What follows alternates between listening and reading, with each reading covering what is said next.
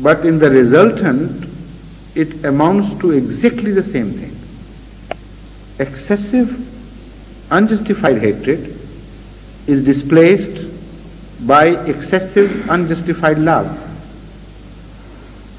And the same prophet whom they used to say, you are less than a man, begins to become more than a man for them. And they say, in him we believe because he came with such miracles as ordinary human being cannot show. Tales are being woven about him. Hero worship takes root in the society. And the same people who used to hate him with the same mentalities, when that mentality revives, they say we believed in him because he was a super being. He was not an ordinary person. As far as the ordinary person goes, he has no right to rule us, and he has no right to receive any revelation from Allah either. So the concept of the prophet begins to rise higher than the reality. So much so that then things are added to that prophet which never were possessed by such a person.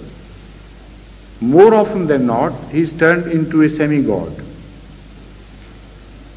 Sometimes he is shown with wings and supernatural powers in his physical being. Sometimes he is sent to the heaven alive, and it is said that he would come again. It's not the first time that has happened to the Muslim society. It has happened before. Almost in every society it has happened. So many people have been sent to heaven by earlier people and by the different people on earth that there will be more than many dozens. So the same thing happened to the Muslims as has been happening to earlier people and to the people of other parts of the world. The reason is always the same. They don't want to have another prophet, one is enough. Willy-nilly they accepted one, and now they want freedom. Freedom of action. Freedom to walk out of the yoke of religion. Freedom to be corrupt. Freedom to be selfish and disregardful of humanity. These are the basic fundamental reasons which impel them to move away from religion in a way that apparently they remain religious. By glorifying the previous prophet, they think they will gain an access to heaven and the easiest way. And now they are reaching a frame of mind in which the new prophet will never be fitted. So they start giving attribute to the first prophet, in which it is impossible for him to reappear. Or any man about him he is predicted to reappear, because their concept of the prophets have undergone a great change. And this is a universal phenomena, again, which is responsible for the rejection of the second prophet which comes afterwards.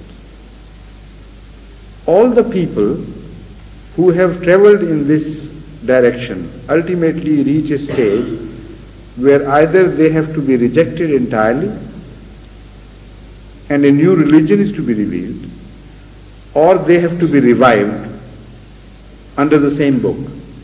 There is no other choice left to Allah.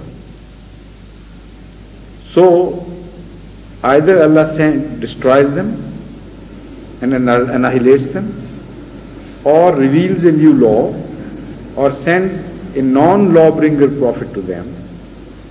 But whenever he comes, they cannot recognize him. They say that the prophet which we were expecting were of that quality. And that quality is such as has never appeared in any prophet earlier before them. It is imaginary. So a sort of finality idea has already taken root in them. The fundamental of rejection is always this pride of human beings, this arrogance of human beings, that we do not want any interference in our corrupt way of life. Who is Allah to interfere with us? They can't say that. So they say, who is this man who claims that he is from Allah, and on the authority of Allah he is trying to exercise power over us. So this is the analysis of the finality question. This is a time-old question. It has taken various garbs, various shapes, but it was always present in some form at the coming of every prophet, without failure. Otherwise, those prophets would not have been rejected. So it is just an excuse. And whenever a prophet comes, he begins to refute their ideas about the coming of the prophet. And he begins to rectify them. If people of today have a right to question this and say, why were not the earlier people told of this, what has been revealed to you, then the people of those times had the same right. For instance, let's consider Jesus Christ, peace be upon him.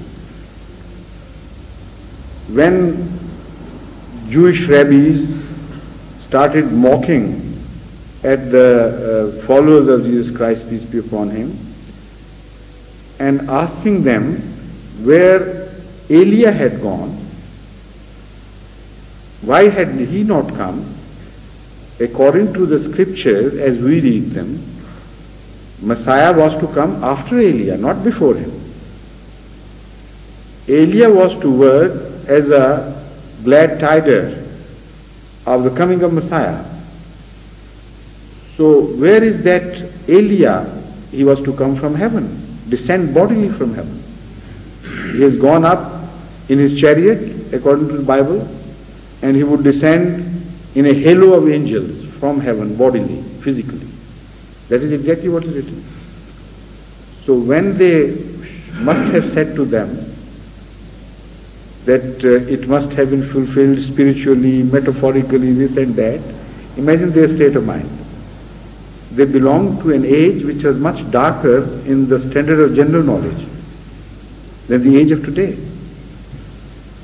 They were more inclined to mockery of such things as spiritual representation or a fulfillment in metaphor and all this, because they were far more inclined to believe in the literal words and literal meanings of words.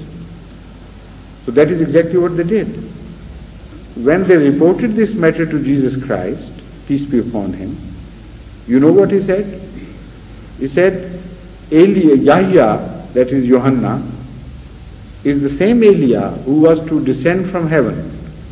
Believe it or not, he has descended.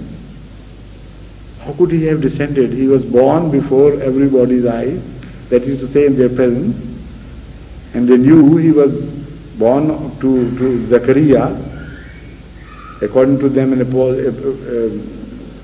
holy man, or according to us one of the great prophets of Allah.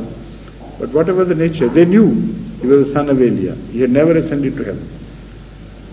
So did they have not the right? That is the fundamental question. To refute Jesus Christ by saying, the earlier people, all the great scholars which have passed between those who made the prophecy and between you, they were kept in total darkness about it. They never mentioned, even remotely, that a person in the name of Elijah would come. We were expecting a person in reality, in essence, palpably in the same body. Yet you say somebody else has come and this prophecy is fulfilled. It's all hocus pocus, we reject it. Had they not the right? They had the right. And the answer was, believe it or not, he has come. The same is our answer. Hazrat Masih Maud was told, because from then on a new era of light was to begin. So the one who ushers in light from heaven, he is told from heaven. He was not a man made like other ordinary religious scholars are made in factories.